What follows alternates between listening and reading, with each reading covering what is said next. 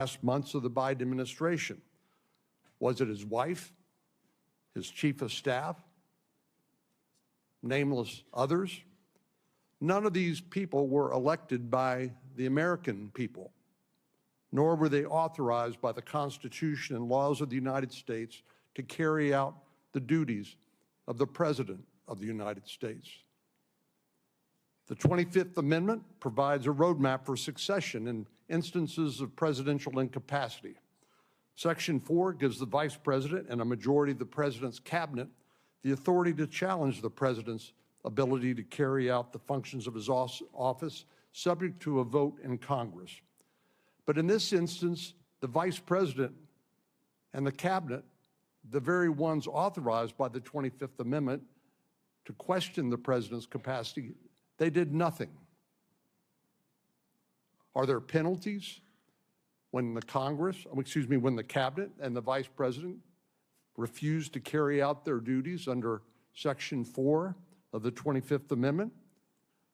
Should there be more accountability? The framers of this amendment acknowledge that the execution of that amendment would depend on the good faith of the cabinet and the Vice President. But Biden's cabinet and the Vice President did not act in good faith. They acted in their political and personal self-interest. This is the great paradox of self-government. Many of the rules, traditions, and institutions that sustain our republic are self-enforcing. The health and legitimacy of our democratic republic rests on the character of the men and women who serve in government. As a government, it is imperative that we have clear contingency plans when emergency strikes. And yes, it is an emergency when we have a sitting president who's unable to discharge the duties of that office.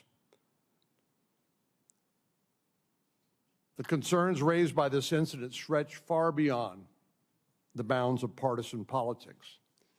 I will note that few of my Democratic colleagues are here today. Thank you to Senator Welch from Vermont for being here, leaving us with no other option than to take the boycotting of this hearing as an admission of guilt for their role in this crisis. We must not turn away from the search for answers, and it is not an overstatement to say that the future of our country could one day hinge on how we choose to act or not act on this very issue. I look forward to hearing from our witnesses this morning as we examine the difficult but necessary questions that must be answered from this monumental scandal. I yield to my colleague from Missouri, Senator Schmidt, who will now co-chair the hearing. Thank you. I do want to begin by expressing my sincere gratitude to Chairman Grassley for granting me the privilege of co-chairing this committee with my esteemed colleague, Senator Cornyn. The title of the hearing, Unfit to Serve, captures a sobering and undeniable truth. President Biden was mentally unfit to carry out the responsibilities of the most powerful office in the world. Given his mental incapacity, the American people deserve to know who was running the country the last 4 years. Today, as we seek to answer this question, it is deeply disappointing but not surprising that most Democrats on this committee have chosen to all but boycott the hearing and have failed to call a single witness. They have chosen to ignore this issue like they ignored President Biden's decline. Their absence speaks volumes, an implicit admission that the truth is too inconvenient to face. By refusing to engage in this critical examination, they abdicate their responsibility to the American people. This de facto boycott is not just a refusal to participate, it's a refusal to serve the American people who deserve answers about who is truly leading their government. President Biden's decline did not suddenly begin in June of 2024. It was a persistent and obvious truth that was evident for years to anyone who was willing to see it.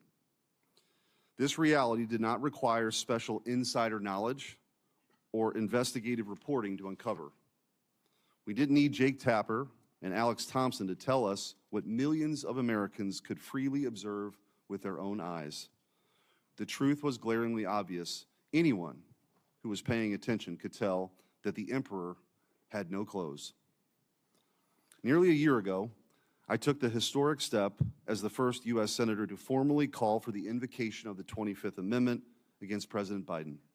I sent letters to every cabinet secretary and the vice president laying out the urgent case.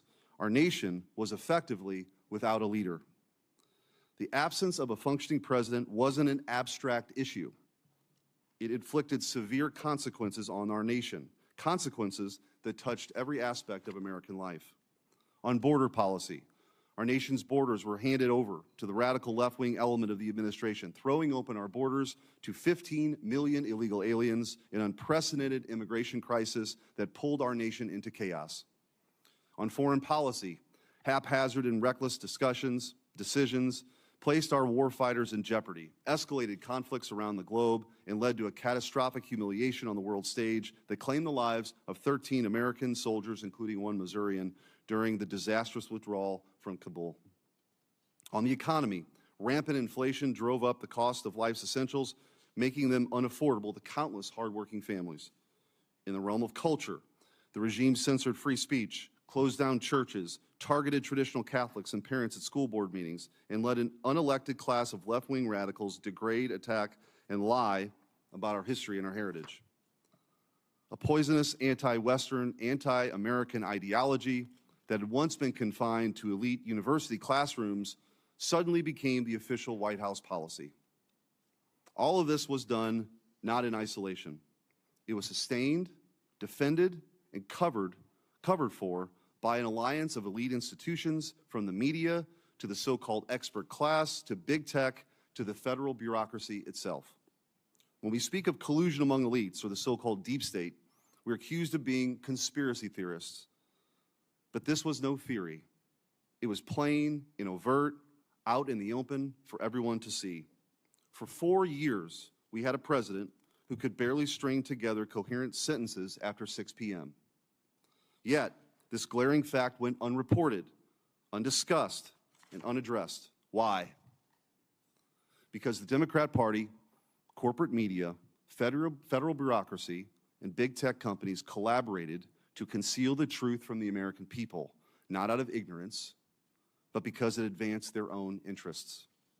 In the absence of a functioning president, chaos took hold. An empty vessel occupying the Oval Office becomes a puppet for those surrounding him. Many elected officials, including some in this chamber, have used autopens, a mechanical device that replicates a signature. There's nothing inherently wrong with that, so long as we are the ones actually making the decisions. But under President Biden, the autopen became a troubling symbol, a symbol of an absentee president and an executive branch directed by nameless, faceless aides that no one outside of Washington, D.C. had ever heard of and no one ever voted for. It was the autopen presidency, a government run by committee rather than a leader chosen by the American people. By contrast, love him or hate him, we all know President Trump is in command of his presidency, and he is the one calling the shots. It is plain as day that President Trump is actively making the decisions, whether announced via Truth Social or signature. Under President Biden, that transparency and certainty evaporated. We cannot confidently say that the decisions bearing his signature were the will of the president or his Politburo. That goes doubly for his social media posts, including his decision to drop out of the 2024 presidential election. We did not know if it was his decision or posted on his behalf after a palace coup because President Biden was mentally unfit to serve. The corporate media played an indispensable role in this cover-up, systematically suppressing discussion of President Biden's condition. As we will demonstrate in the video evidence presented today, dissenting voices were silenced, and the truth was buried. It was not a passive oversight. It was deliberate. It was a deliberate campaign to shield a narrative that protected the interests of the most powerful.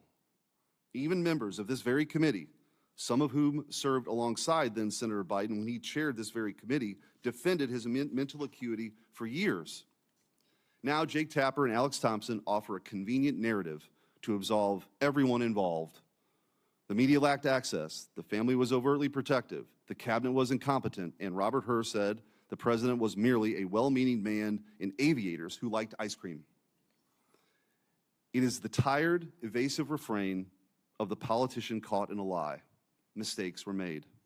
Yes, mistakes were made, and every participant in the cover-up, from the media to the cabinet, is jointly and severally liable for what may very well be the greatest deception in our nation's history.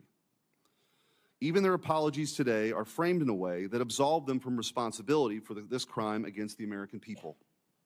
They apologize for having missed the story. They didn't miss anything.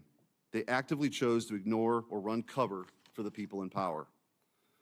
The Biden cabinet rarely met, and some members, like former Secretary of Transportation Pete Buttigieg, deliberately distanced themselves from the president to maintain plausible deniability. Even members of this committee were part of the Great Deception. The Monday after Biden announced he would not seek re-election, one member called the idea of invoking the 25th Amendment outrageous, insisting the debate performance does not reflect who he is or his capacity to govern as President of the United States. Another member repeatedly vouched for Biden's fitness, declaring, Joe Biden is fit, capable, and ready to serve another term. And later, this is a man who is sharp, who is on top of his game, who knows what's going on. Yet another, during the 2020 Democrat presidential primary, alluded to Biden's decline, but quickly retracted his remarks when it became politically expedient. After the debate, yet another member praised Biden's strong delivery of remarks to NATO as evidence of his capacity to lead. The purpose of this hearing is not to interrogate Biden officials or partisan reporters, though they should be held accountable. Instead, our focus is to identify and rectify the systemic weaknesses that allowed this situation to fester unchecked. Our distinguished witnesses, experts in White House transparency, operational procedures, and executive power will assist us in diagnosing these flaws. While the House and Senate pursue fact-finding missions to hold these responsible to account, our mission here is to chart a path forward. We cannot allow another weekend at Biden's presidency with its glaring national security vulnerabilities papered over by an autopen. The D.C. establishment might argue that the governance of a shadowy, unelected figures is a legitimate substitution for a functioning president. It is not. The American people cast their vote for a president, not a faceless apparatus. Article 2 of the Constitution vests immense authority in the President of the United States, a single individual. With that extraordinary power comes equally profound responsibility. At the Constitutional Convention, our founding fathers debated giving the President the title of Defender of the Rights of the American People. The security and well-being of the American people and their rights must take precedent over personal ambition. It is often said that power corrupts. I believe that power reveals. Over the past 4 years, this cover-up laid bare a disturbing reality.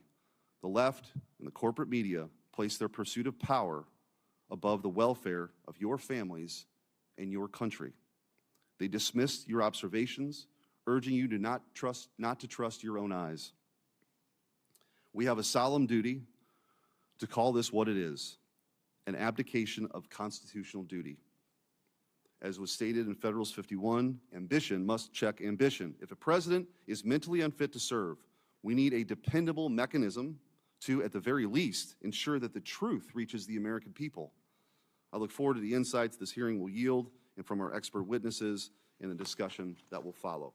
The public is counting on us to ensure this never happens again, because we won't always be fortunate enough to have a leader like President Trump who is so unmistakably in command. Senator Welch. Thank you very much. Senator Cornyn indicated the view of the hearing is that there was a constitutional crisis as a result of the cover-up of President Biden's decline. I believe there is a constitutional crisis. It's the collapse of Congress asserting its Article I authority to make decisions about the well-being of the American people. What has this Senate debated in the months that we've been here, other than nominations Have we discussed the possible war with Iran? Have we had a serious discussion on the floor about the massive and mounting debt? Have we had any discussion about the abdication of congressional spending authority by the impoundment actions of an administration? Have we had a discussion about climate change that is causing havoc throughout the world? What we've done is gone to the floor and haven't debated. We've gone to the floor and voted on nominations. There's another issue of great concern to me, because I have enormous respect for my colleagues. Each and every one of us who was elected, it's the highest honor of our life. Each and every one of us came here because it is in our bones that we want to try to do something beneficial and make life better for the people we represent. And we have different points of view.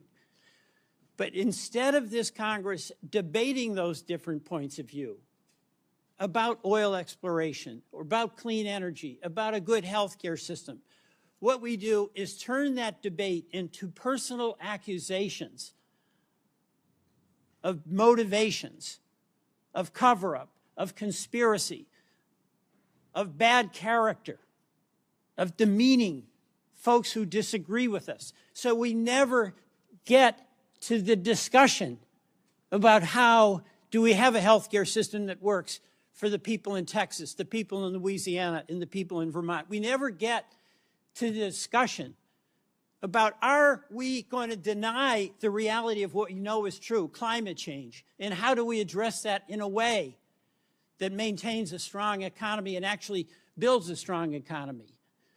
We get into the accusations that if you disagree with me, you're a left-wing radical. We get into these discussions that if you disagree with me, you're a Marxist.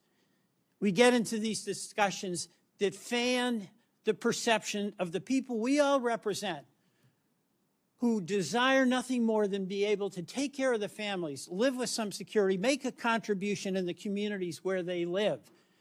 That if a person disagrees with you, they are a bad person.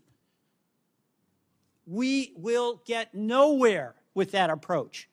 Now, so many of the things that happened in the Biden administration, I totally supported, and many of you totally opposed. Those are policy disagreements. He came in with COVID. We got through COVID.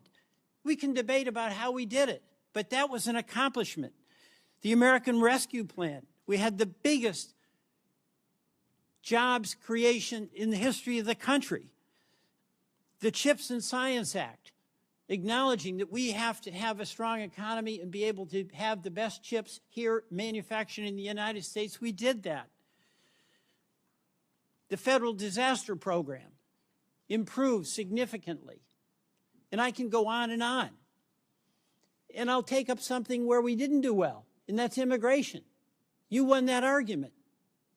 But does it mean that those who disagreed with you along the way were bad people, should be labeled Marxist, should be condemned? The American people ultimately gets to decide. But to the extent that we have a responsibility that we share, Republicans and Democrats, whichever side of the issue you're on, is to debate the issue and not debase the people who are in the debate. That's what I see as the crisis that we're facing in this Congress. Our refusal to engage in the serious discussion about the issues that are having such an impact on the people we represent. And I'm going to tell you what I think is a cover-up.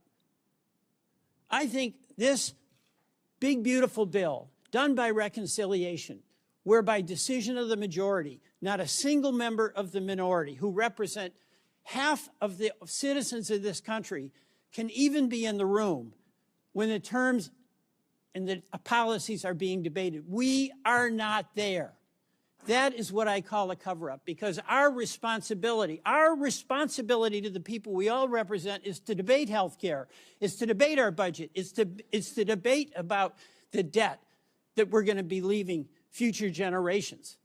And there is no debate in what is going to be decided in the private back rooms amid discussions, not even of all the Republicans, but of some Republican leaders. That's what's going to have a lasting impact on the people every one of us represents, whether it be in Missouri, Texas, North Carolina, or Louisiana, or Vermont. We can't even do our jobs because we're not allowed to be in the room. So, sure, we can enjoy the pleasure of looking back at the Biden administration and then getting into the weeds about when and where and how the president was acting at any given moment. But, you know, I ask myself before I get into a debate, and before I do anything, why am I doing it? And if I do it, does it have the potential to make things better for the people I represent? And if the answer is no, it doesn't have any opportunity to help the folks in Vermont, I just shut up. That's what I do, because it won't help. What we're doing right now won't help. It will not help. And I ask myself, why in the world are we doing it? But we know the answer to that, because the politics that has been embraced in this Congress is the politics of accusation, of demeaning adversaries, of deflecting from engaging in the hard discussion about hard issues and trying to come to some common agreement that's going to be to the mutual benefit of all of the people that we represent. I yield back. Thank you. We'll now introduce the witnesses. First up, from my left to right, John Harrison. John C. Harrison is the James Madison Distinguished Professor and Class of 1941 Research Professor at the University of Virginia School of Law. He's a graduate of the University of Virginia and the Yale Law School. After graduating from law school, he engaged in the private practice of law, then clerked for Judge Robert Bork on the U.S. Court of Appeals for the D.C. Circuit. From 1983 to 1993, he worked at the U.S. Department of Justice, including as Deputy Assistant Attorney General in the Office of Legal Counsel. He joined the law faculty at the University of Virginia in 1993. In 2008, he was on leave from the law school to serve as counselor on international law and legal advisor to the United States Department of State. His principal academic fields are structural constitutional law, administrative law, federal courts, and constitutional history. Skipping over the empty seat to Theo Wald. Theo Wald is a visiting fellow for law and technology policy at the Heritage Foundation. Wald is the former Solicitor General of Idaho. Previously, Wald served as the acting assistant attorney general in the Office of Legal Policy at the Department of Justice and deputy assistant to the president for domestic policy under President Donald Trump. Wald clerked at the U.S. Court of Appeals for the District of Columbia Circuit for Judge Janice Rogers Brown and the U.S. District Court for the District of Puerto Rico for Judge Jose Fuste. Wald is an intelligence officer in the United States Air Force. Wald holds degrees from Georgetown University, where he studied government and English, and from the University of St. Andrews, where he studied English literature, and a JD from the University of Notre Dame. Mr. Wald and his wife have 5 children and live in Boise, Idaho. Sean Spicer. Mr. Spicer served as the 30th White House press secretary, is the author of 4 best-selling books, and the host of The Sean Spicer Show. Mr. Spicer previously served as communications director and chief strategist of the Republican National Committee and worked for several members of Congress. He currently serves on the board of visitors of the U.S. Naval Academy, holds master's degrees from the U.S. Navy War College, and is in his 26th year of service in the U.S. Navy. Mr. Spicer is a native of Rhode Island and resides in Virginia. It is the tradition of this committee that all witnesses will be sworn in. If you'd please rise, I'll swear you in now. Raise your right hand. Do you swear that the testimony you're about to give before this committee will be the truth, the whole truth, and nothing but the truth, so help you God?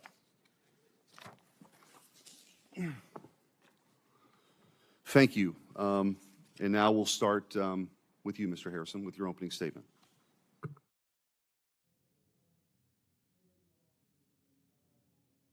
Sure, Mike there. Thank you. Thank you, Senator Smith, Senator Cornyn.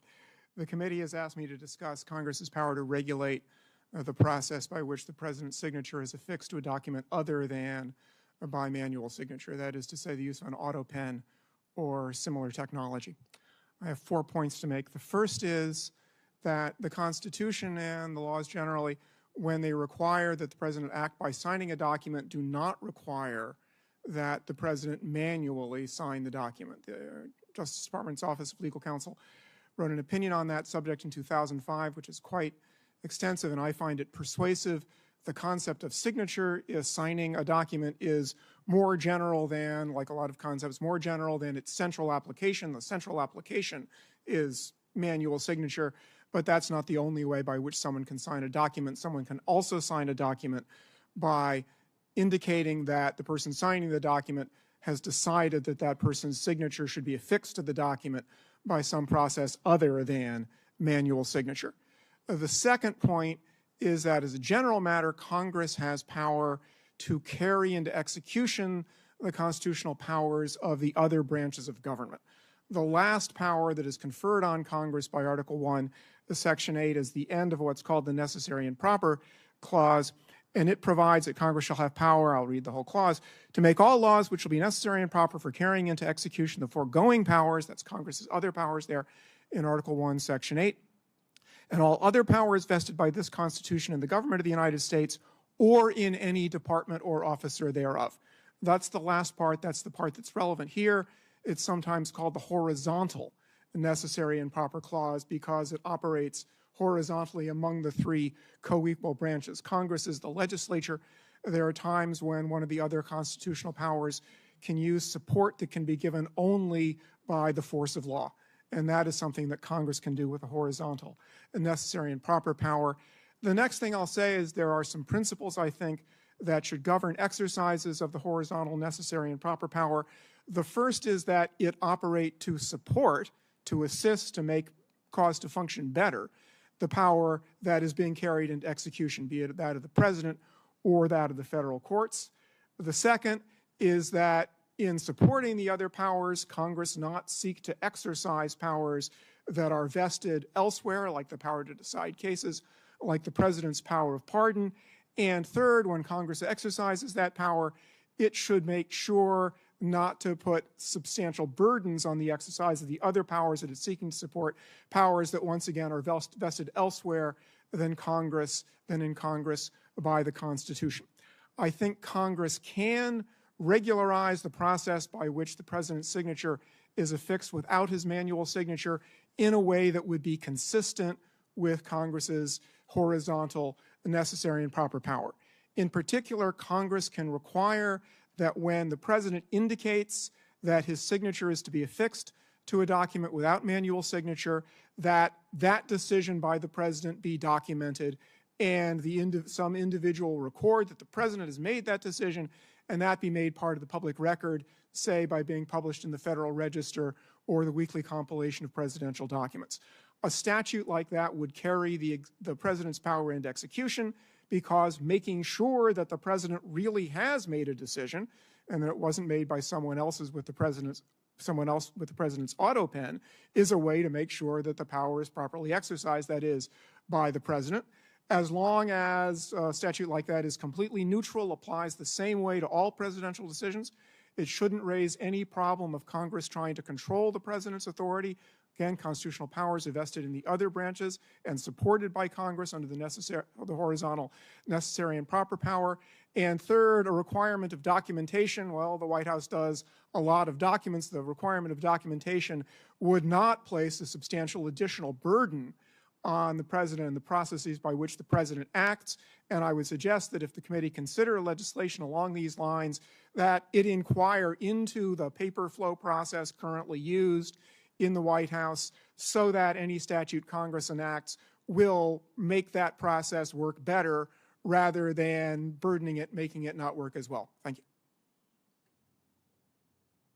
Thank you. Mr. Wald.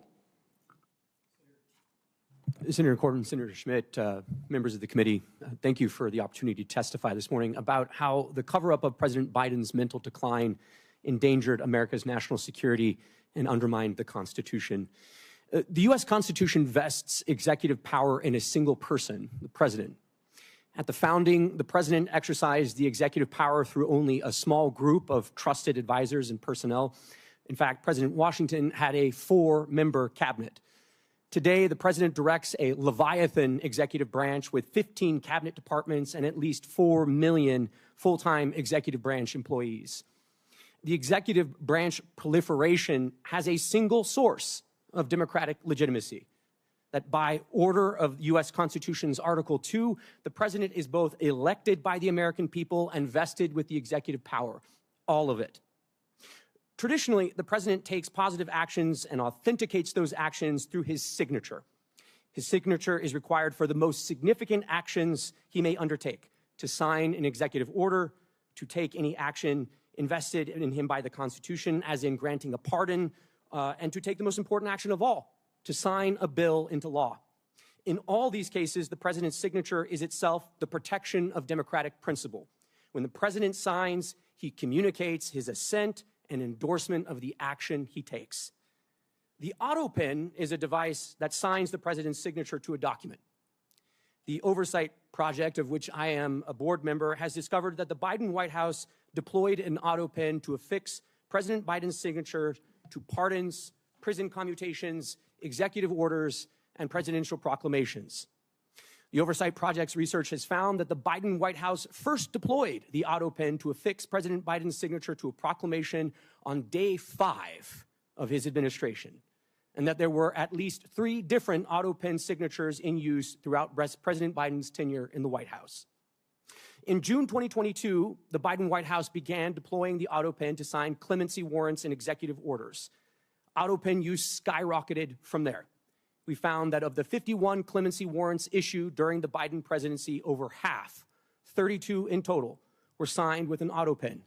And these include some of the most controversial acts of clemency of the Biden presidency, including death row commutations and the preemptive pardons of members of the Biden family, Dr. Anthony Fauci, General Mark Milley, and more that were issued in the final days of the Biden presidency.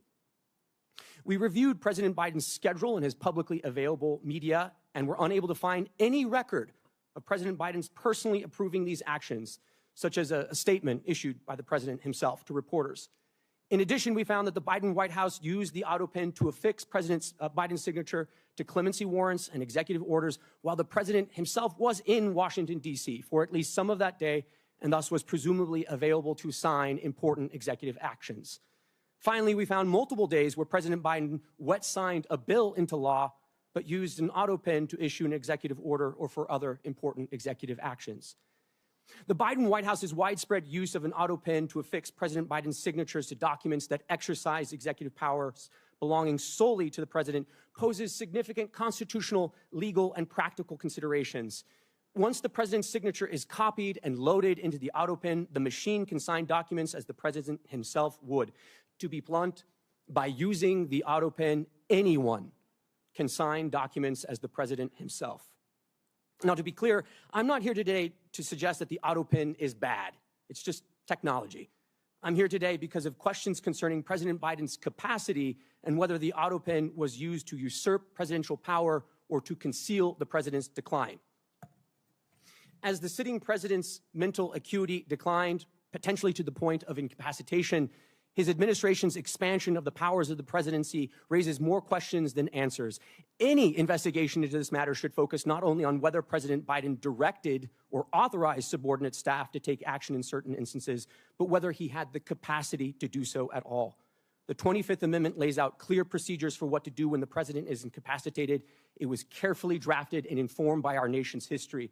The Biden administration ignored it all to aggrandize executive power and push the country further in their preferred ideological direction. It is our obligation at this point to get to the bottom of these issues and to ask the important question as to whether or not the autopen and other devices were used to cover and obscure President Biden's mental decline, undermining our national security and also the Constitution. Thank you for the opportunity to testify this morning. Right on time, pretty impressive. Thank you. Mr. Spicer. Chairman Schmidt and Cornyn, members of the committee, thank you for having me. I was asked to share my experience as a senior White House staffer with respect to the interactions that I and other senior staff had with President Trump during his first term. During my tenure as press secretary, I interacted with the president multiple times every day. Most days I would talk to him by phone or in person early in the morning and then multiple times throughout the day. including weekends. For the most senior positions in the White House, those designated by the rank of assistant to the president, which includes the White House Chief of Staff, the White House Counsel, and the press secretary, it is critical to have regular interaction with the president. The position of press secretary especially demands this type of consistent and intentional communication. I or any other press secretary, regardless of administration, could not do the job effectively without regular communication with the president. It was my responsibility to have the most up-to-date understanding of President Trump's position on policy, personnel, and everything in between. Admittedly, I made a couple of rather high-profile mistakes during my tenure. You may have read some of them. But in all cases, those mistakes occurred when I wasn't connected with the president's thinking or position on a particular issue or policy. Coordinating and collaborating among even the most senior staff cannot replace direct communication with the president himself. In my position, I was very well acquainted with the president's work, his day-to-day responsibilities, and his fitness for office. I watched him serve with the strength and endurance of a man half his age. As you can see on almost a daily basis through events, statements, and social media posts, he's up early and ends his days very late. Yet in several instances during his first term, the media questioned his fitness for office. Guests and so-called experts like Sanjay Gupta at CNN were called upon to speculate on the result of Trump's physical and mental well-being. The Washington Post ran hit pieces with headlines like, "The White House struggles to silence talk of Trump's mental fitness." Vox wrote, "Is Trump mentally unfit to be president?" NBC ran a story by the Associated Press that raised mental health concerns regarding the president. CNN's Brian Stelter questioned if members of the news media were, quote, tiptoeing around obvious questions about President Trump's instability. These headlines were not isolated instances. Most major news outlets ran with these ridiculous type of propaganda pieces. To use one of the media's favorite terms, these inquiries were without evidence. That brings us to the juxtaposition of how the very same media covered the Biden administration. To be blunt, the legacy media failed the American people. They failed to do their job.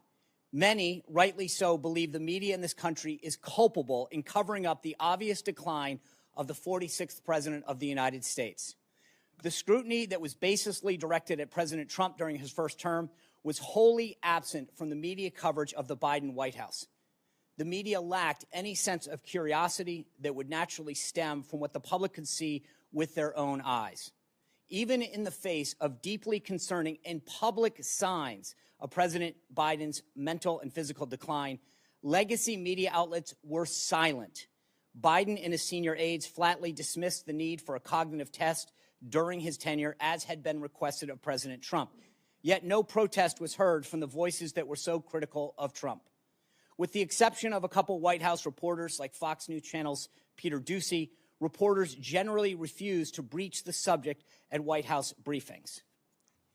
News outlets weren't the only ones complicit in covering up Biden's decline. Presidential staff would have or should have been interacting with Biden on a daily basis.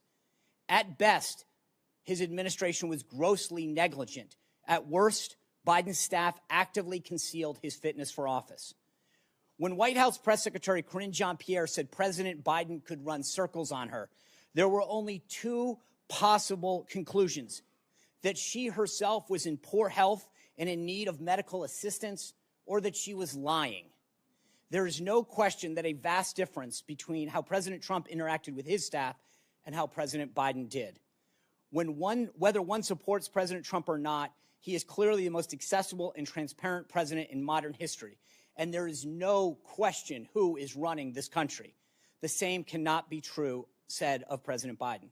It is the president who is elected by the American people. The role of staff is to execute his agenda and policies. I thank the committee for holding this hearing so that going forward, the American people can have the confidence in who is running the country and making critical decisions. The American people deserve no less. Thank you for those opening statements. The minority did not call any witnesses for today's hearing. They have chosen to ignore the hearing as they chose to ignore President Biden's mental decline, but we do have a short video of some previous statements from Biden administration officials and Democratic Party officials telling us not to believe our lying eyes. We can play the video.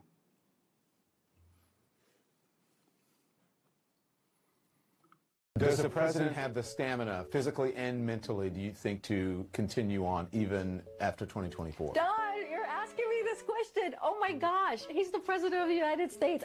You know, I can't even keep up with him. The most difficult part about a meeting with President Biden is preparing for it, because he is sharp, intensely probing, and detail-oriented and focused. I can testify because I've been working very closely with this president for the past 2 years. I've been knowing him for 30 years. And I'm telling you, this guy's tough. He's smart. He's on his game. Joe Biden has vision. He has knowledge.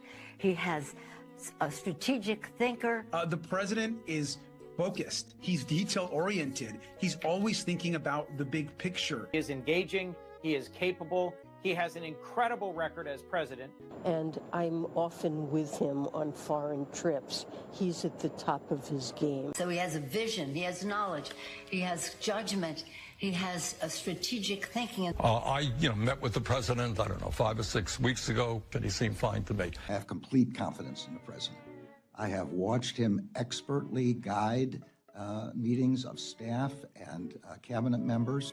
I could not have more confidence in the president. I would just tell you that I meet frequently with the president, and every single time I meet with him, he is just fine.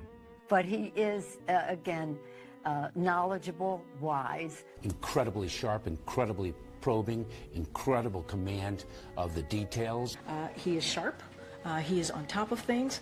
There is nothing to these challenges, these suggestions that somehow he's not sharp and he's not capable. We see Joe Biden up close. We know how attuned he is to the issue. And you're going to see how smart he is and the experience he has. I say his age is an asset. Aha!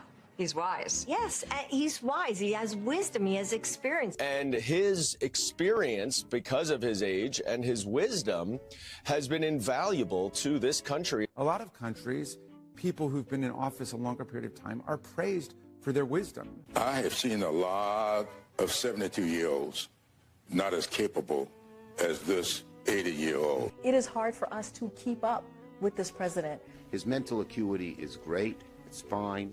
It's as good as it's been over the years. He's fine. All this right-wing propaganda that his mental acuity has declined is wrong.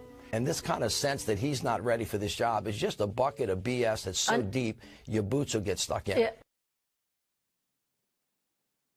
Okay. Professor Harrison, I do want to ask a couple questions. I just want you to presume for a moment that, that a pardon was issued under President Biden's autopen signature, but issued without his direction. It comes to light that that he actually didn't direct it. A member of his staff used the autopen for a pardon. What recourse is available under those circumstances? Well, Senator, I think there would be two questions. The first has to do with whether, and I can't answer it other than to identify the question, which is to say sometimes documents that are properly authenticated are treated as having been validly issued even when they're not. That can happen. There are legal rules that produce that result, and I don't think there is such a rule about a pardon, but I would have to inquire into that again because there are such rules. The other thing I'd say is that for a pardon particularly, the only situation I can think of that clearly would bring into question whether the pardon was valid, which was the first question, was if the government sought to prosecute someone and the person who purportedly received the pardon offered the pardon as a defense, then the government might say that no, the pardon was invalid and therefore you weren't pardoned, you're still subject to prosecution. There might be some other way for a question like that about a pardon to come up. I can't think of another, but that's the one I can think of. So from your perspective, let's just say that if there isn't any other legal recourse other than the one that you sort of brought up, what advice would you give to this committee or this Congress or this Senate to address that? What remedies could the legislative branch enact? It's hard to think of anything Congress can do ex post. That's why I do think that it would be advisable ex ante to improve the process of authentication and make it more clear that documents that are signed by autopen really do reflect a decision by the president. That done in advance will make whatever the authentication system is more reliable. Mr. Wald, given sort of the role that you played in trying to provide more transparency of what happened during the 4 years under Joe Biden, who was running the country under Joe Biden? Let's just take the last 2 years. It's a great question, Senator, and at some level, I'm not the right witness for this hearing. I mean, there should be members of the media here, maybe some of your Senate colleagues who had known the president over the years and obviously had close proximity during the time of his administration, and obviously his staff. I think, sort of align with your previous question, there is a real consideration here on authentication. And in my time in the first Trump White House, there was an exhaustive process to determine how paper flowed into the Oval and when the president had given his assent to a certain action. That was through, in fact, 2 different policy channels, the staff secretary, and then there was also an office, essentially of policy management, guiding the flow of documentation. If the Biden administration staffers and personnel wanted to put this to bed, they could very easily dispel all of this by saying, here are the documents that show the president assented to these actions. The Trump administration would have that. Previous administrations would have that. And if that's not there, then there is cause to improve the way that executive branch employees authenticate actions undertaken by the president. Yeah, I mean, the president actually performing the functions of president is kind of an important thing in our constitutional order. You had, kings used to affix their seal to show that this was an official declaration from the sovereign in this country. The sovereign are the people. They delegate, the authority to their elected representatives. And as you mentioned in your opening statement, there's only one person elected by everybody. So that signature, this is not just a small point, that signature issuing a pardon for someone who'd been convicted of a crime, or in the case of Joe Biden, these preemptive pardons, which are sort of unprecedented, is a big deal. And I think that's part of the reason why we're here today. Mr. Spicer, I wanted to ask you, you alluded to this, but the media, so desperate to make sure President Trump never got back into office. Of course, you saw the lawfare that took place, but then, of course, this narrative that Joe Biden was fine, don't believe your lying eyes, until that they couldn't deny it anymore based on the debate. Could you just kind of compare that to your experience when you were, press secretary for President Trump, to sort of the inquiries that were made daily about his mental acuity versus the inability to do that during the 4 years under Joe Biden? Well, Senator, in many cases, there was no inquiry. They would just run with a story, having guests on that would question his physical or mental acuity, speculate on it, bring guests on that would speculate it. We would often then push back on those kind of stories. That's in vast contrast to the lack of any kind of curiosity that existed throughout the 4 years of President Biden. And I think the difference was they would seize on the simplest thing with President Trump, whereas in President Biden's case, there was multiple issues of physical, mental confusion, him going in the wrong direction, him falling down, him misunderstanding an event or not being able to finish the sentence. That was never the case with President Trump. They were almost manufacturing instances in his case without actually trying to get to the bottom of a story or inquire within the press office to get our response. They would go with the story, then we'd push back. With Biden, my understanding from the conversations that I would have with the media is they would never ask. They just literally were basically afraid to go there. Senator Cornyn. Professor Harrison, it strikes me when talking about the autopen, there are really 2 issues. One is the mechanical use of an autopen in lieu of an actual signature by the president. But it seems to me that we're confronted with more important or more fundamental issues is, did the president know that the autopen was being used for that purpose? And so one would be if somebody stole the autopen and was signing pardons on behalf of the president, but what we're confronted with here is really the capacity of the President of the United States to understand what he was supposed to be doing. And just thinking about other areas of the law where capacity is important, And whenever it comes to people writing a will, let's say, for example, disposing of their property to their children and grandchildren, occasionally there arises the issue of testamentary capacity by the person disposing of their property. And generally speaking, to have testamentary capacity, that person must understand they're signing a will, they comprehend the nature and the extent of their property, they recognize their relationships with potential beneficiaries, and understand how the will disposes of their assets. So why can't we have a similar inquiry into the executive capacity, let's say, of the President of the United States to actually know what he or she is doing?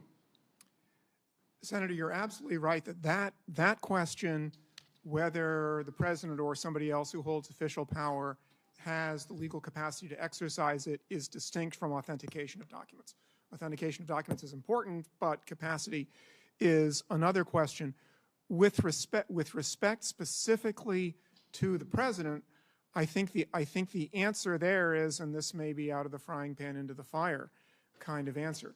The answer there is Article 2 and then the 25th Amendment deal with the situation in which the President is unable to exercise his powers and duties. And I think it's a reasonable inference, although the Constitution doesn't come out and say this, that a president who is not determined to be unable through now what's the 25th Amendment process for making that determination. There's no process in Article 2 itself. The 25th Amendment added something. A president who has not been, pursuant to the 25th Amendment, determined not to be able to exercise the powers and duties of the president is presumed to have capacity to do that. I say that not on the basis of any sort of, other than practice, that's the way it's been for a couple of hundred years, but I think that is a reasonable inference from the fact that the Constitution does make a provision about what happens when the president's unable, and the 25th Amendment then provides a process to determine by which the president's unable. Mr. Wald, following up on Professor Harrison's answer, the 25th Amendment requires actions by the Vice President and a majority of the Cabinet to declare the President incapacitated, incapable of carrying out his or her duties. But there doesn't appear to be any accountability or any remedy when they fail to act as they did in this case. Some have suggested that there may be potential crimes committed by members of the Cabinet for failing to act, basically suborning perjury, forging government documents, impersonating a federal officer, making false statements, conspiracy to defraud the United States, obstruction of justice, wire or mail fraud. Those are all statutes, criminal statutes, that are on the books. Do you think there's any application of any of those criminal statutes to the circumstances of the Biden presidency and his incapacity and the failure of those persons, only persons authorized to question that incapacity under the 25th Amendment, the failure on their part to act? Senator, there very well could be. I mean, obviously that would be a question for a prosecutor to take up in their discretion. I will say the 25th Amendment, it's a modern contrivance, but it still is consistent with American constitutional tradition, which it assumes that officers of the United States will act virtuously and morally.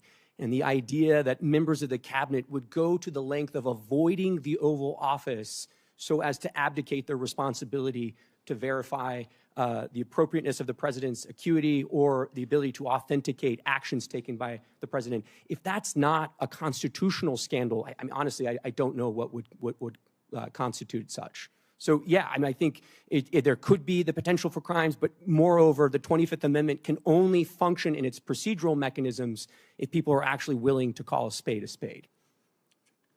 Senator Britt. Thank you, and I really appreciate Senator Cornyn, Senator Schmidt calling this hearing. This is incredibly important. I mean, you look at what the administration did, you look at what the Democratic Party did, you look at what the legacy media did. It is absolutely inexcusable. It is not only dangerous, it's disgusting. And the American people deserve better. And the fact that we have none of my Democratic colleagues over here, that this entire dais is empty, that what they allowed to happen, that they are not interested in correcting it for the future, is absolutely mind-blowing.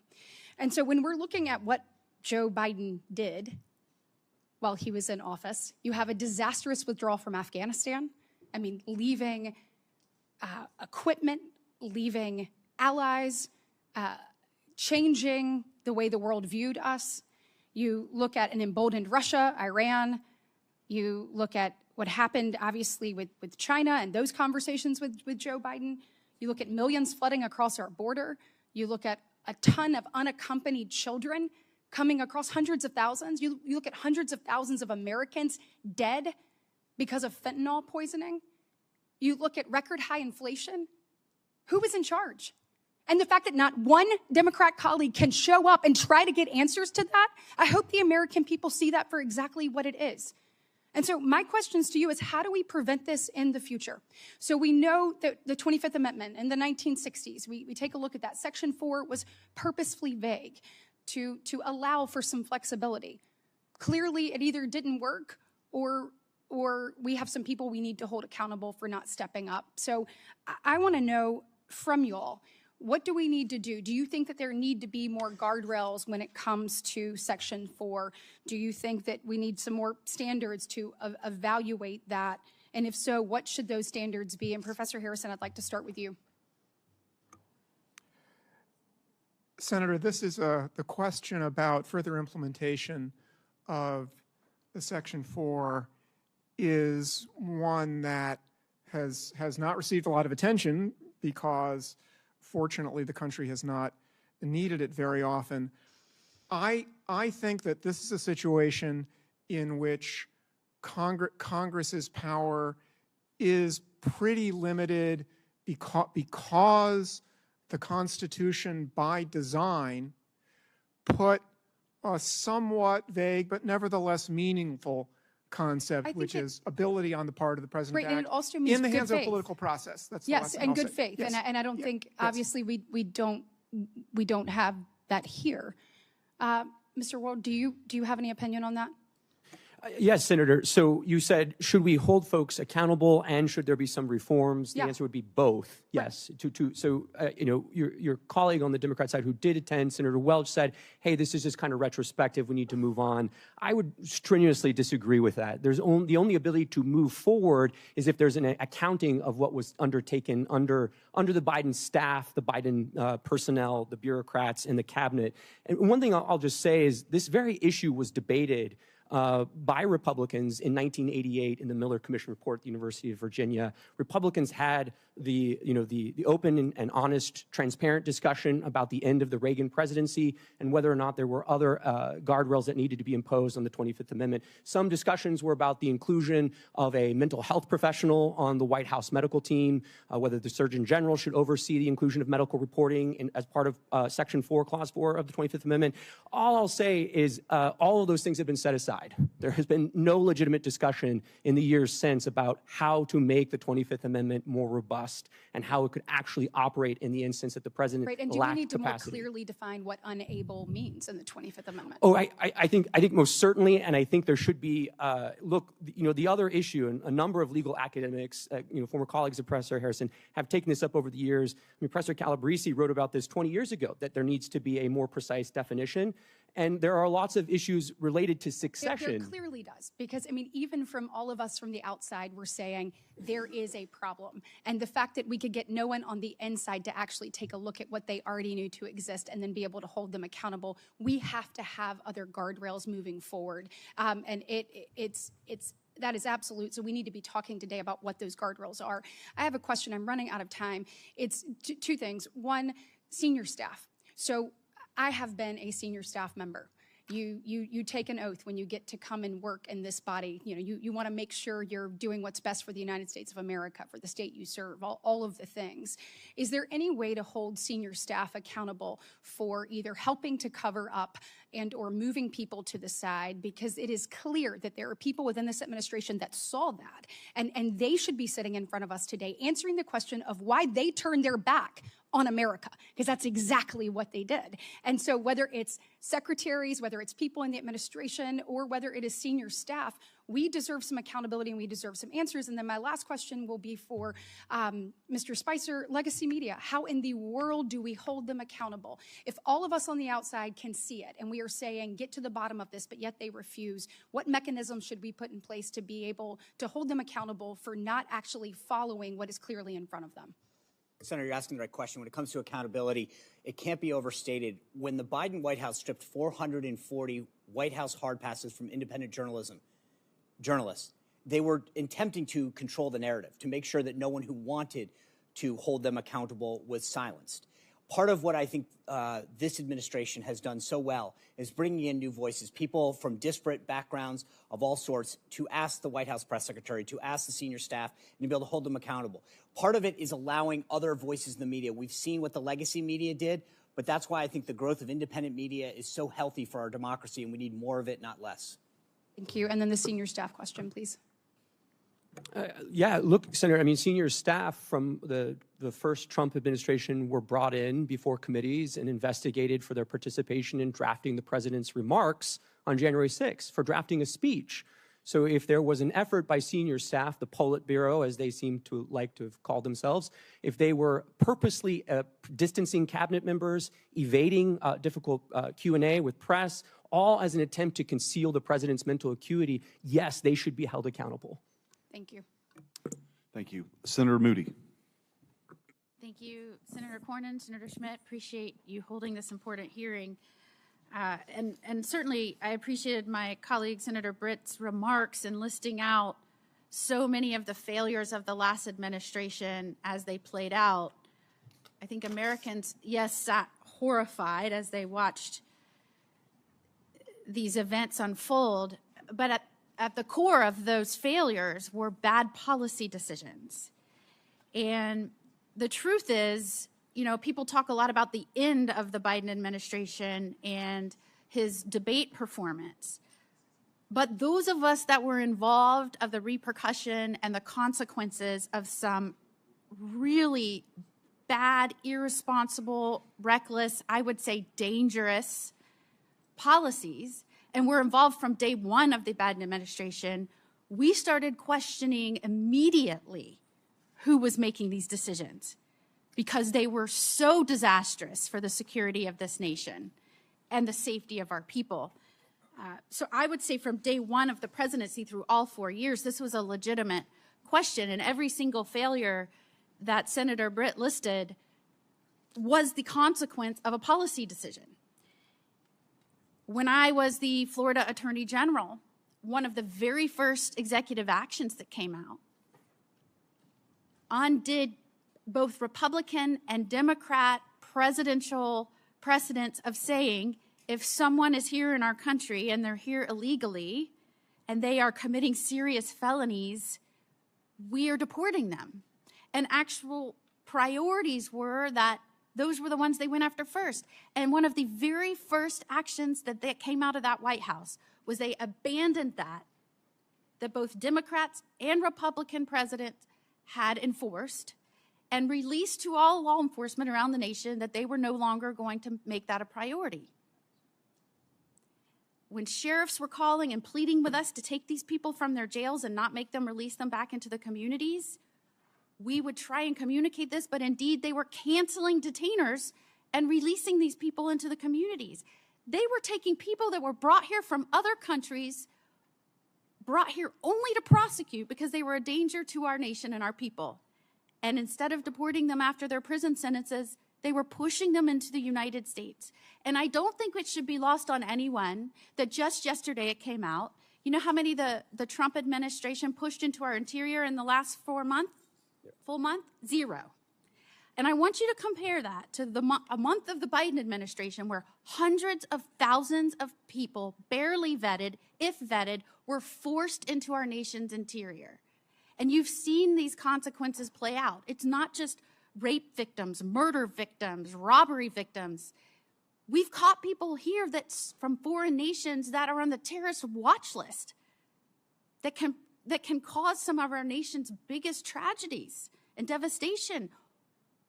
That is the undermining of what a commander-in-chief is supposed to do in those policies. We saw it day one, and that's just one example. And it played out for 4 years.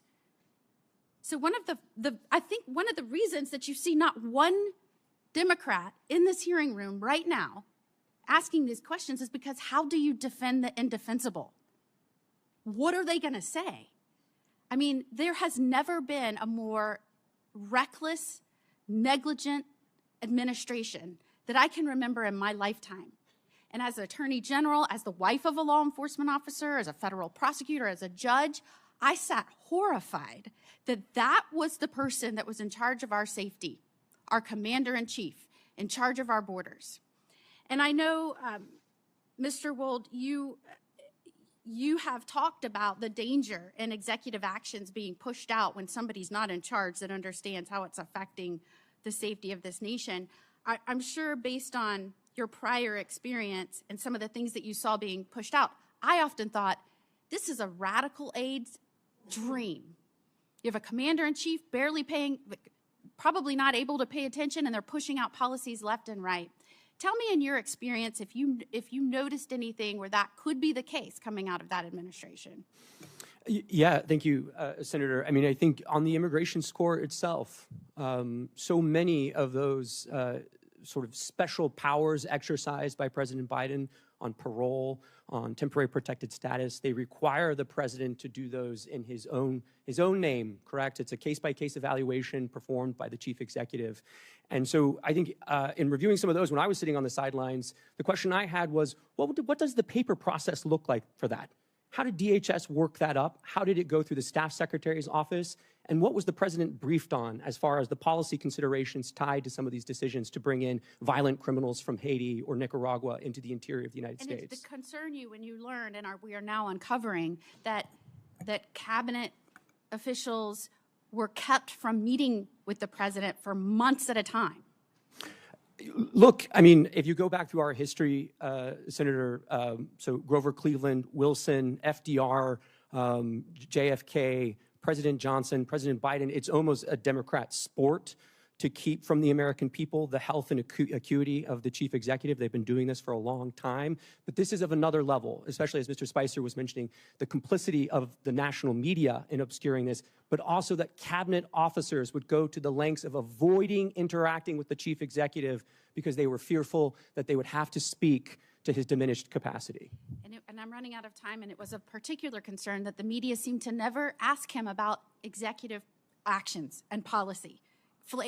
Favorite flavor of ice cream? Yes. Why he was pushing dangerous criminals into the interior of this nation? No. And that is why I think this hearing was so very important. What was coming out of this administration was a radical wish list. And certainly you can see it, what has happened and the consequences playing out right now. And now I think we're all seeing why. Thank you. Senator Blackburn. Thank you, Mr. Chairman, and I'm so pleased. I join my colleague from Florida in saying it is time that we have this hearing. All across Tennessee, I hear from people every single week that say what was really going on in the White House, and why would no one say anything when, with your very own eyes, you could look at any of the footage and see what was transpiring with President Biden. And I think the fact that many of his own cabinet members knew that he was not fit to serve and that there was a cabal behind the curtain who was making all the decisions. It is so offensive to the American people. And it's not something that is a partisan issue. As I talk with Democrats, many of them have lost faith in what they thought was going to be a very moderate Joe Biden administration, and it turned into be the far left Bernie Sanders version of the Democrat Party that was using the autopen and making decisions and committing our great nation to policies that the American people did not support and would never have supported.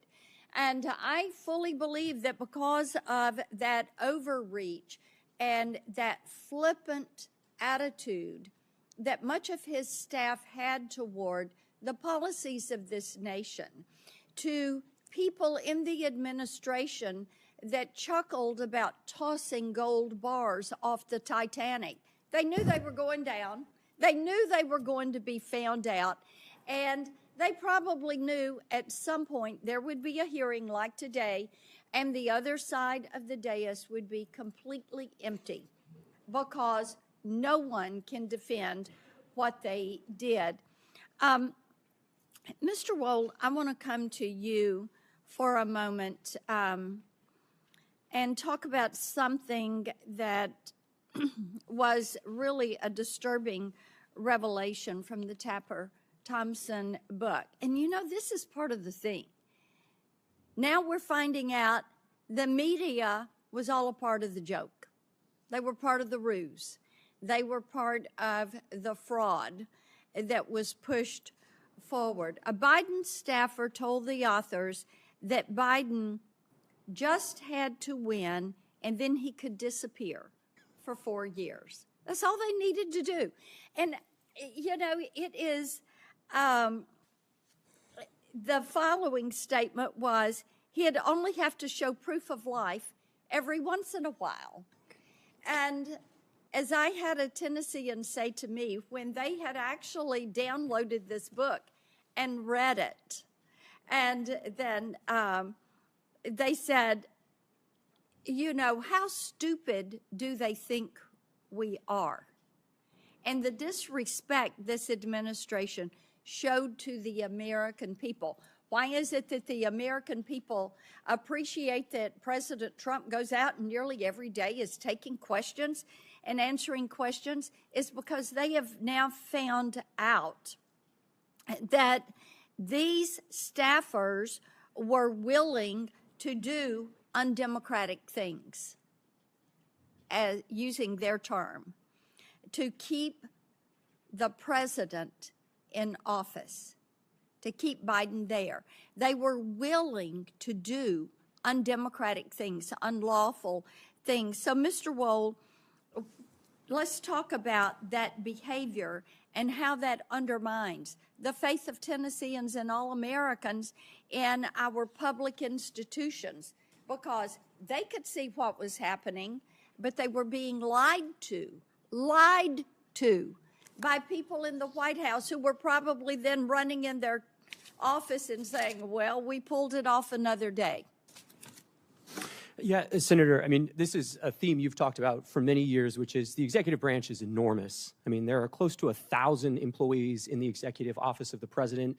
There are nearly 4 million full-time federal employees throughout the 14 departments that the president oversees. Executive power as accountable to the people of this country really manifests in two ways. The power of the president to remove bureaucrats and to fire them, and to affix his signature to official actions that he undertakes. So when the Washington establishment says something to the effect of, well, democracy dies in darkness, yes, it does when there are staffers, the media, cabinet officials, senior advisors to the president who all create a covering sort of shroud of darkness that obscures who is actually making the decisions. And one other thing I'll just say very quickly, a number of your colleagues on the Democrat side have said, well, there's an OLC opinion here. We don't need to talk anymore. There's an OLC opinion. It says you can use the autopen. The opening paragraph of that OLC opinion says you can use the autopen, but only when the president directs that you do so under his decision-making power, right? It is very clear again and again that the president actually has to make the decision. That cannot be delegated to a staffer or an advisor. And there's no indication here that anyone other than staff were making these decisions. Thank you, Mr. Chairman. Thank you. Senator Hawley. Thank you, Mr. Chairman. Thanks to all the witnesses for being here. You know, the visuals, sometimes it really is true. A picture speaks louder than words. It's worth 1,000 words. And here, all you have to do is look over at this side of the dais to see that the stone wall continues.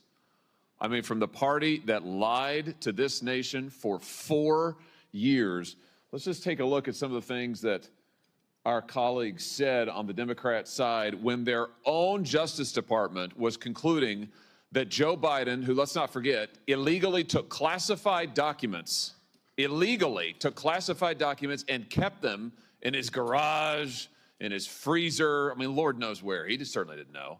Their own Justice Department interviewed the guy and concluded he could not form the requisite mental state to stand trial.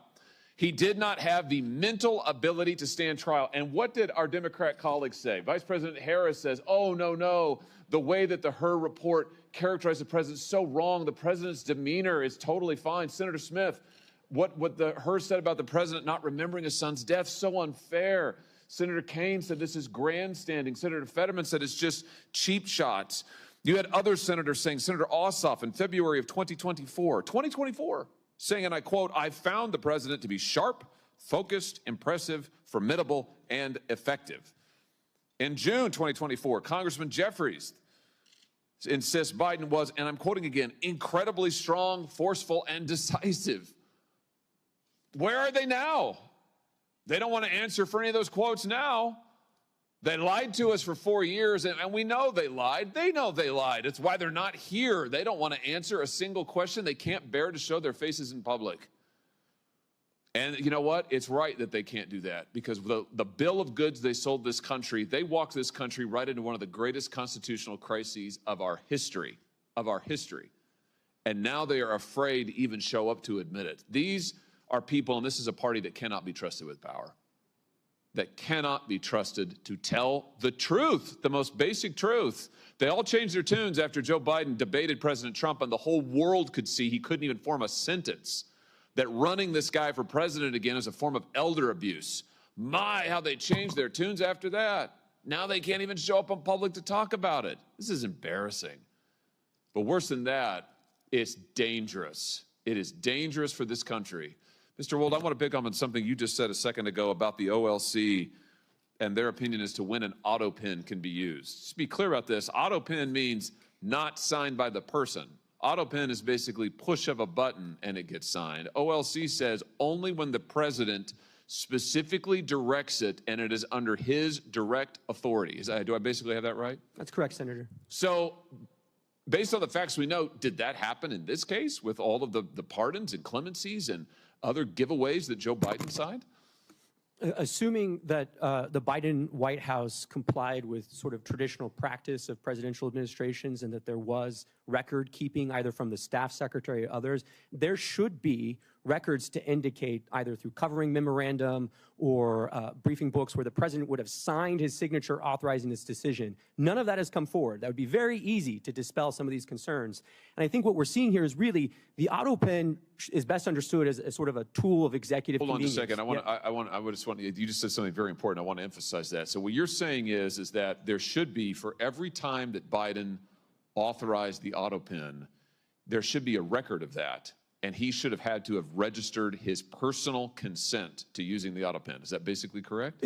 I think to put it another way, I would say in the policy paper flow to the Oval Office, there should be a record of what documents are presented to the president when and when he gave his assent to the actions that are listed in those documents, whether it's a judicial nomination or it's a statutory response to Congress. Well, I think the answer is we need to get those documents.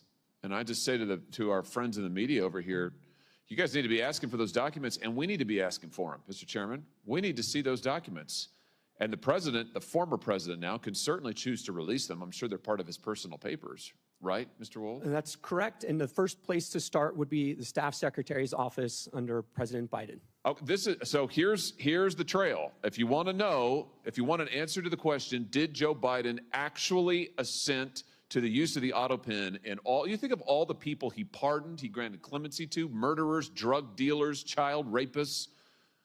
Let's find out, did he actually authorize it? There should be a record of it, is what we've learned today. Thank you for that testimony, Mr. Wold. There should be a record of it. So this is a binary question. It's not, oh, we don't know, gee, it's hard to say. No, actually, we can find out. So right now, today, I call on President Biden, former President Biden and his staff, release the documents. You have them, you know you have them, release them. If what you did is legal, and if you're really not embarrassed about it, and you think it was totally constitutional, release the paper flow. Show us the documents where the president authorized the use of the pen for every single pardon and clemency and stay application. Let's see it. Let's see all of it. And if you won't do it, we should subpoena those documents, and we should find out the truth of who was really running the White House, because I think we can see it was not Joe Biden. Thank you all for being here today. Mr. Wold, thanks for your testimony. Senator Kennedy. Thank you, Mr. Chairman. Gentlemen, I want to try to separate policy and politics for a second. I know it's hard to do around this place, but I thought Senator Cornyn made a very good point in his opening remarks. I think Senator Schmidt made the same point that the policy here is very important. And I want to ask you your opinion on the policy. Professor, tell me briefly, I know you came to talk about auto pens, but tell me briefly about the 25th Amendment. Well, Senator, the 25th Amendment provides the process by which to implement a principle that's in the original Constitution, which is when the president's unable to exercise the powers and duties of the presidency, somebody else exercises them, starting with the vice president. The 25th Amendment sets up a process by which, if there's a question whether the president is able to do that, the vice president and the heads of the executive departments can temporarily basically put the vice president in as acting president, and then Congress ultimately decides the question. Well, the standard, is it not, Professor? The standard is disability of the president. Is that correct? Unable to exercise the powers and duties. Okay. Yes. Here's what I would like your opinion on, and the opinion of these two gentlemen here. You have all been staffers. You've worked in government. You've had a boss. In Mr. Spicer's case, his boss was the President of the United States.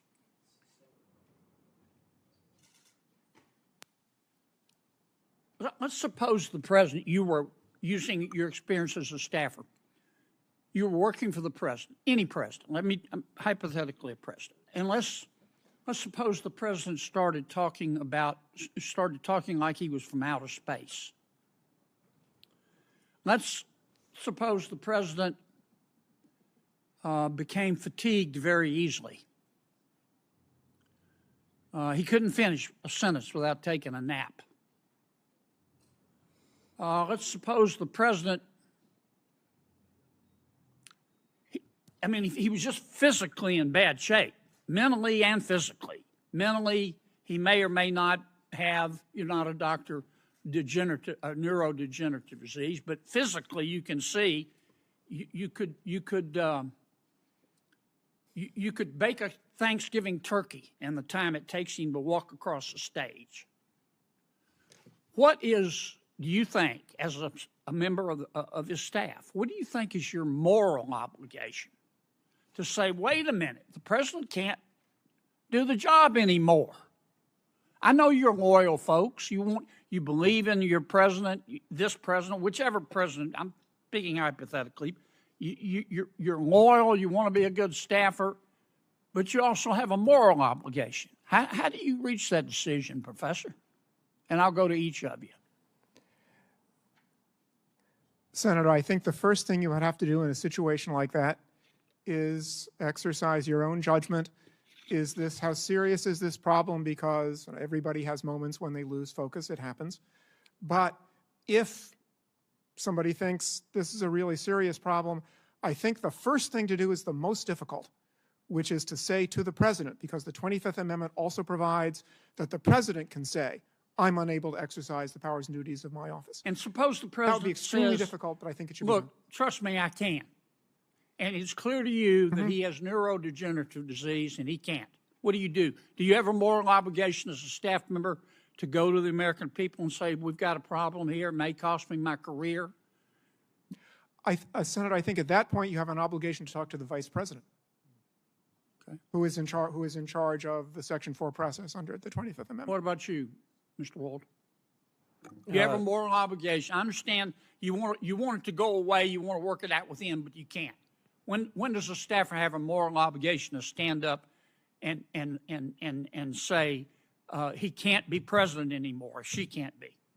Well, Senator, the 25th Amendment only works if individual staffers or officers of the United States exercise that kind of moral judgment. That's what I'm So, asking you. yeah, so, I mean, I think always, as the professor said, I mean, the presidency is an enormous burden, so it would be not one instance, it would have to be several instances of a failure to exercise judgment. How do you make that decision? You're the staffer. I get it. Yeah, well, I think it begins with prayer, of course, but after that, I think it's conversation with other staffers, and if you're unable to confront the president or to raise the issue with the vice president, you should resign.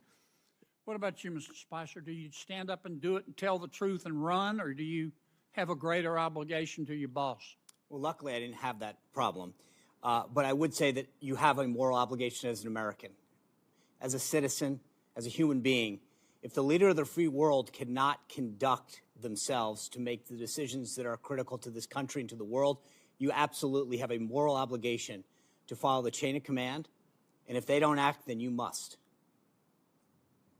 Do either of you gentlemen disagree with that? Professor? Senator, I think acting means talking to the people who have the responsibility or in a position under the Constitution to do something. You don't about the agree with situation. Mr. Spicer?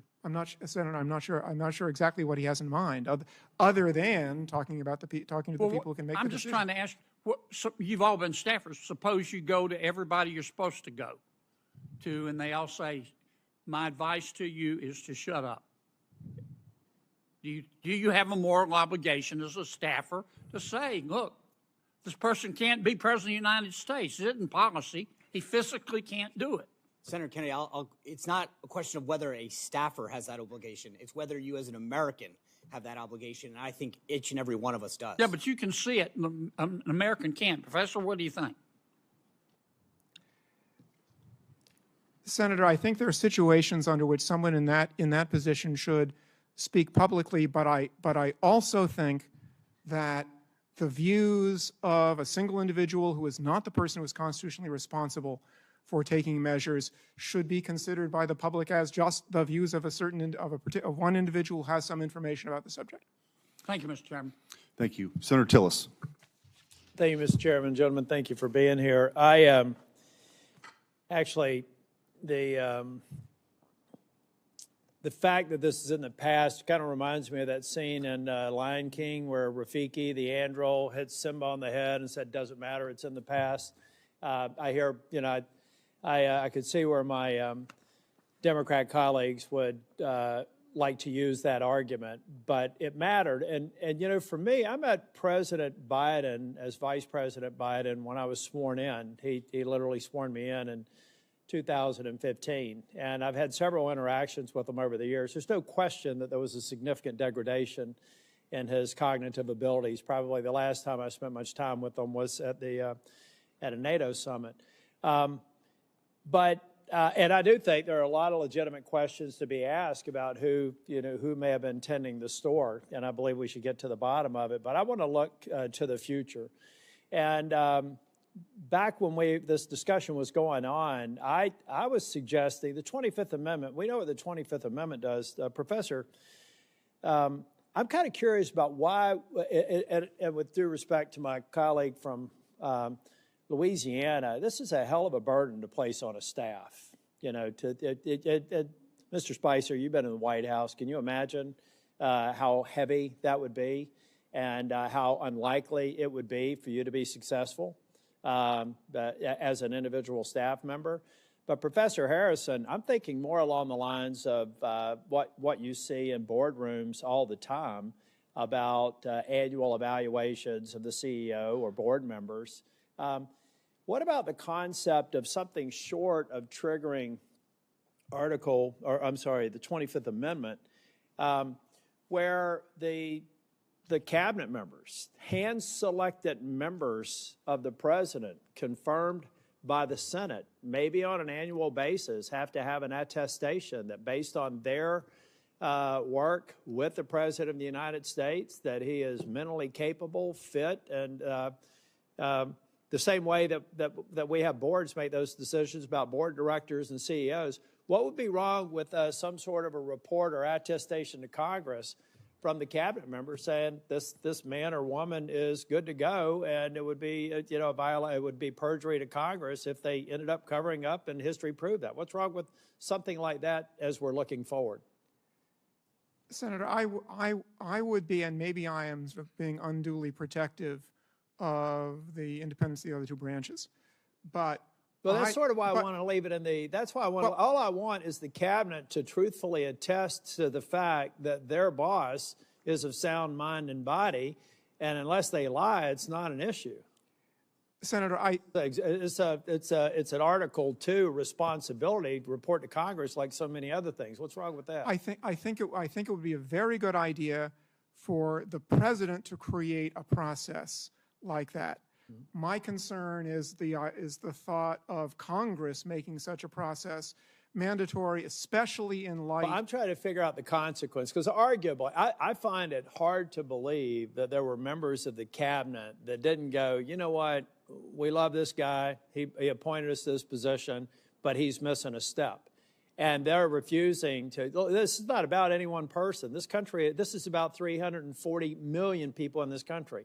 No one of us should think that we should somehow be given a break if we're missing a step.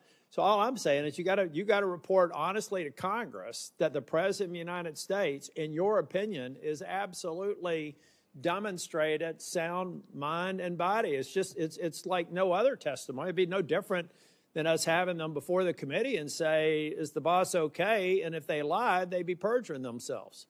So what's the difference between that and some sort of a pro forma report that I'd be willing to subject the current president to, and then we'd have it for all the future presidents? What would be wrong with that?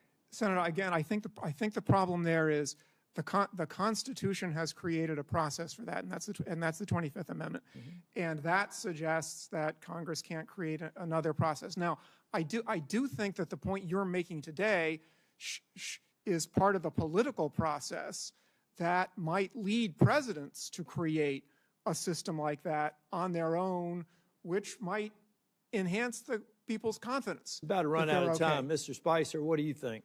Senator, the president normally goes under a routine physical every year. In the case of President Biden, it was Dr. O'Connor who affirmatively stated his fitness for office. The doctor is probably the most competent person to attest to the president's fitness for office. The doctor should be held accountable for stating in the affirmative that President Biden was fit for office. Thank you. Thank you, Mr. Chair. Thank you. Senator Cruz. Thank you, Mr. Chairman. The Biden administration may go down in history as the most brazen constitutional fraud in American history. A Potemkin presidency fronted by a failing puppet with staffers behind the scenes pulling the strings. This is not political hyperbole.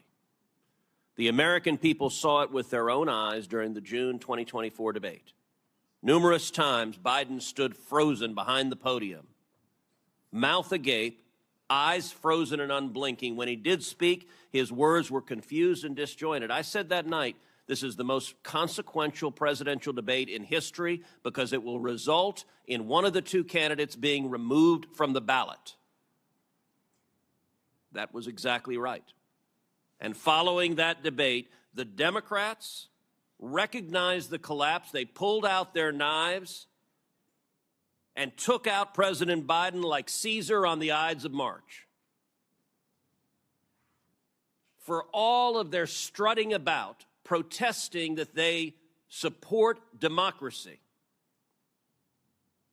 not a one of them gave a damn about democracy when they pulled Biden off the ballot and dropped Kamala Harris in without a single Democrat primary voter voting for him. And you know what? Not a single Democrat is here today because not a single one of them gives a damn about the fact that they lied to the American people for 4 years. They knew. Every one of them knew that Joe Biden was mentally not competent to do the job. The White House press secretary, she knew when she stood in front of the American people and lied over and over and over again. And they're not here because they can't defend themselves. It wasn't a surprise. For 4 years, the White House hid President Biden from Republican senators. would not let him meet with us. He served 40 years in this body. We all know him. And they deliberately lied. And by the way, Jake Tapper had a bombshell book exposing the incredible scandal that Biden's mental decline was covered up by Jake Tapper. There's a Yiddish word, chutzpah. And that truly is chutzpah. How dare we lie and cover up what we all knew? Now, I have been asked literally 1,000 times by Texans, who was running the country? And I'm going to give you the most terrifying answer. I don't know. I genuinely don't know. And not a single Democrat here cares. The most telling proof of Biden's decline came with the signature of the president, the symbol of executive authority that was outsourced to a machine. Mr. Wold, you're a lawyer who served in the White House counsel's office. You understand the gravity of presidential action. Does the president's signature carry legal and constitutional weight under Article 2? Yes. Is the act of signing an executive order or signing a law or granting a pardon a delegable duty of the president? So in that opinion in 2005 from OLC, they said essentially that an autopen could be used by a subordinate, but the president's determination as to sign the document can never be delegated. Can that authority be transferred to a staffer or a machine without the president's explicit authorization? Never. And if you look at the statistics are stunning. In 2021, President Biden issued 78 executive orders. None were signed with an autopen. That first year of the presidency, Biden, I suppose, was relatively lucid, and 78 executive orders he signed by hand. The second year, however, we see the autopen emerge. The first autopen executive order was issued on July 15th, 2022. After that day, 100% of the executive orders issued in 2022 were signed by an autopen. In 2023, Biden issued 24 executive orders. 16 were autopenned. In 2024, Biden issued 19. 14 were autopenned. In 2025, Biden issued 14 executive orders. Every single one was autopenned. Mr. Wald, let me ask you as a legal matter, if there's a law that's passed both houses of Congress and it goes to the White House, and a staffer autopens signing that law without the president's authorization, is that law legally passed and signed into law? No. If an executive order is issued and a staffer autopens it without the president's authorization, is that executive order legally binding? No. And if a pardon is issued from the President of the United States and a staffer autopens it without the President's authorization, is that pardon legally binding? No. Under the Biden White House, the ceremonial song, Hail to the Chief, was effectively replaced with Hail to the Pen. And it was an outright assault on democracy. And every reporter covering this ought to ask, why doesn't a Democrat care? We heard about the moral responsibilities of a staffer. How about an elected senator who knows damn well that if we get into a war and Iran is preparing to fire a nuclear weapon at the United States, that the commander-in-chief is busy playing with his Jell-O and is not competent to defend ourselves? And every member of the cabinet, the chief of staff, the press secretary, and the members of Congress who lied about this on a daily basis with the press's complicity, they are all responsible for subverting democracy. Senator Cornyn.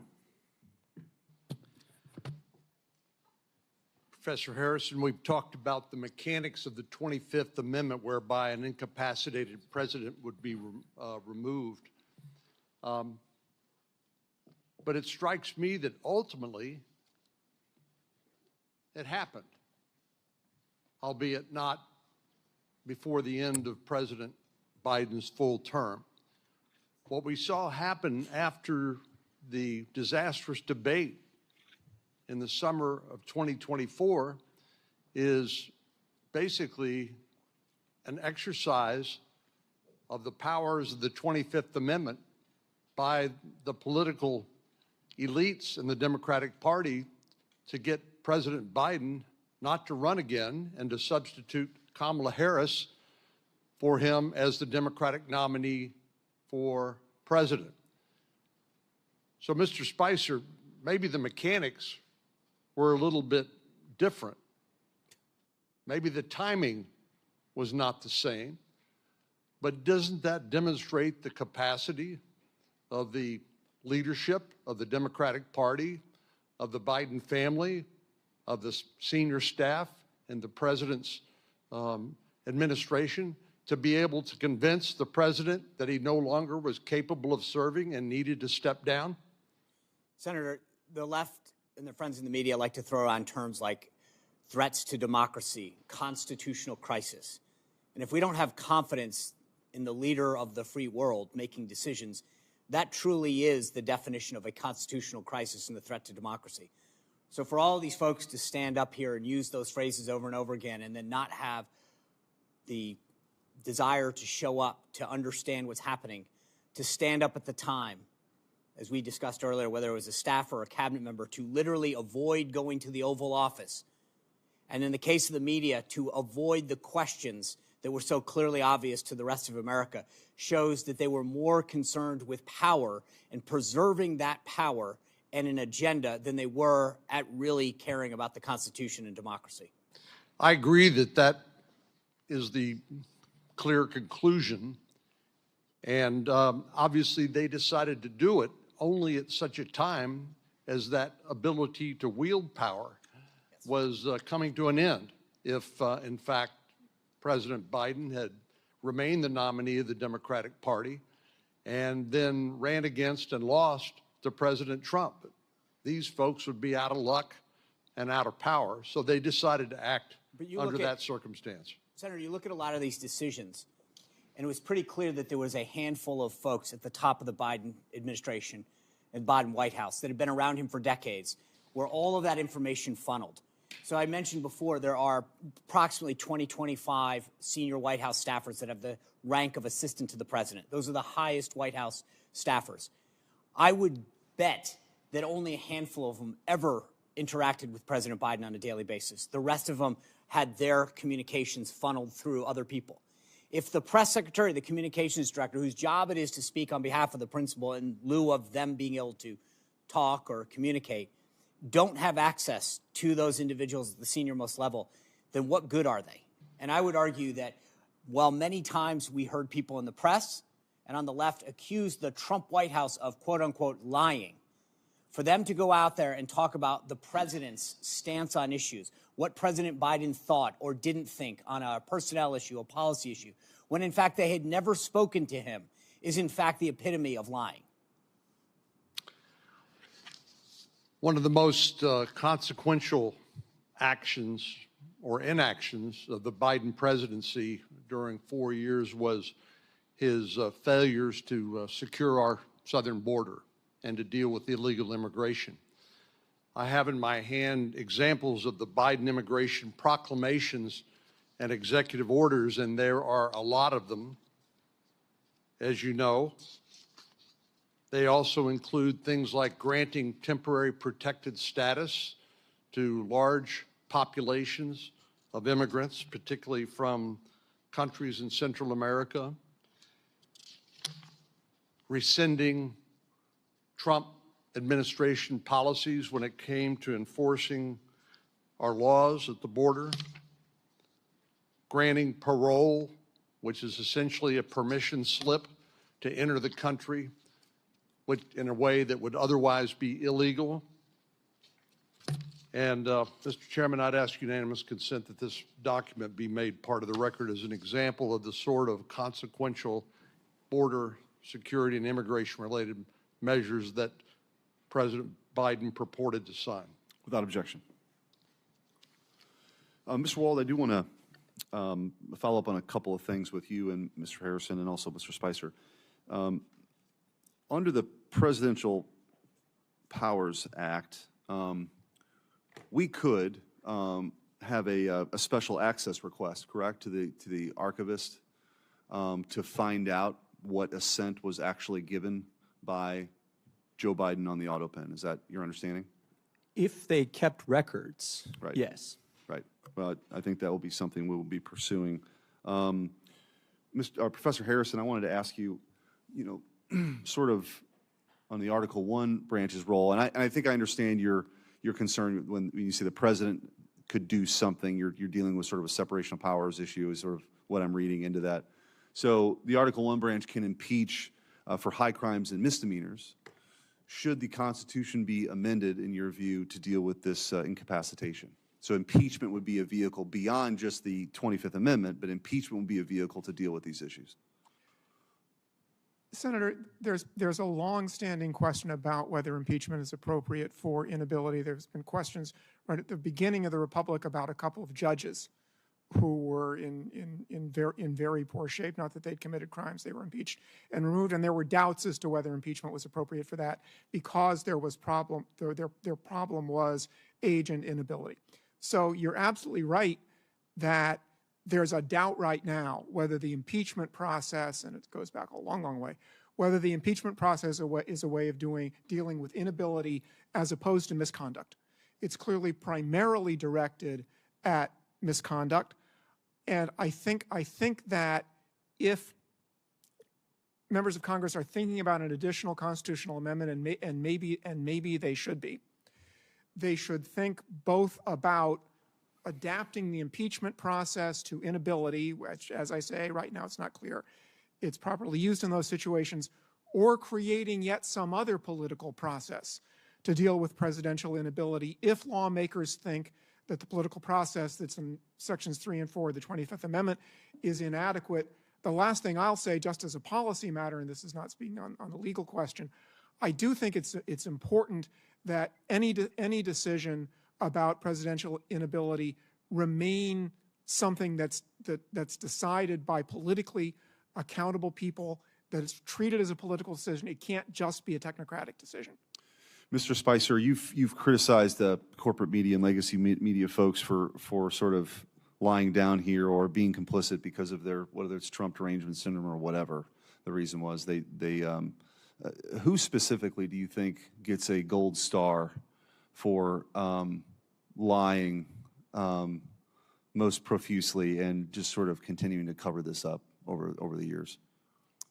Sir, that would be like a photo finish. There'd be a lot that would probably right there at first place. They're all culpable. I mean, I read some of the headlines to the committee earlier, the Washington Post, CNN, NBC, where they, without evidence, to use their phrase, went after President Trump's physical and mental acuity, and yet failed to ask similar questions of the White House press office publicly. They failed to cover the stories. I don't think that there's a winner. I think they're all losers. Thank you. And then we'll sort of wrap up here with Professor Harrison and Mr. Wold. So moving forward, we mentioned maybe possibly amending the Constitution or further exploring whether incapacitation is an impeachable, if impeachment's a remedy.